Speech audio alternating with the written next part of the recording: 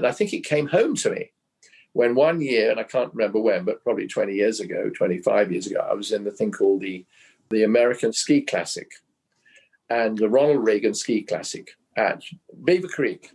I remember being there, and we were sort of paired with top skiers, Right. And but we would be, they would get a handicap. They would start like a day and a half later than us as we came down the slalom, And it was just fabulous, the fun that we had and everything.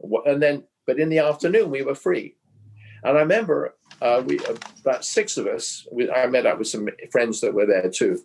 We went up and we were skiing down from the top of the mountain.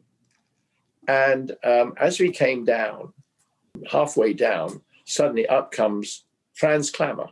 And Klammer's one of the greatest skiers ever. And he comes down, he joins up with us. And he said, "Do you mind, can I ski down with you?" And we went, "Shit, you sure?" Right. And we were quite good, and so we skied down with him and everything like that.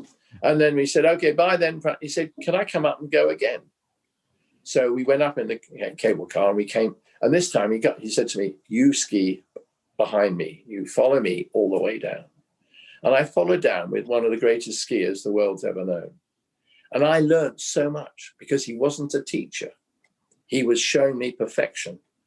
And I learned a lot from that. And he gave me confidence, not saying that I the best in the world, but I was pretty good at times.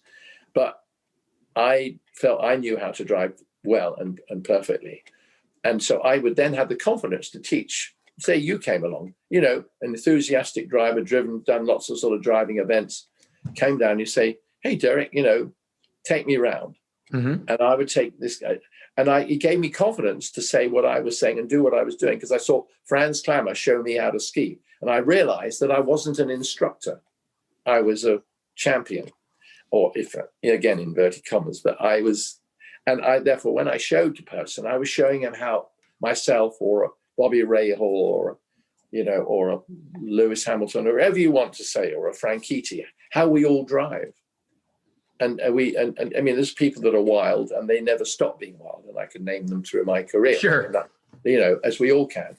But we show somebody how to drive. And if you can drive smoothly and correctly, then you'll become a bloody good driver. But you can't, what I tell people, you cannot, age 45, just go out and buy yourself a 911 because you sold your business. You buy a 911 or you buy any car you like, doesn't matter what it is, whether it's a race car or a top road car, but something economical, and take it out and drive it, become a champion. Because nobody has done that. Because you can't start at that age because you've got bad habits and you didn't instill this natural ability as a young person. Everybody that's become good, great, or excellent has started as a younger person. And that there's a big relationship between driving and skiing, because when you're following this guy, you're following the line. That's right, exactly. Right. And it was the movement. Right. He hardly moved, but he turned. And again, I don't know how other people's, top drivers drive. I just know how I drive. All right. But I know that I can go through a corner within a matchbox with the white line every lap, just like that. And I wonder, how the hell did we do it? I don't know. I mean, we don't have something to tell you when to turn in. I mean, it could be a post there. Right. It's not often that they put posts there anymore, or you knew 10 feet, 10 yards after the 100-meter board, you turn in, for example.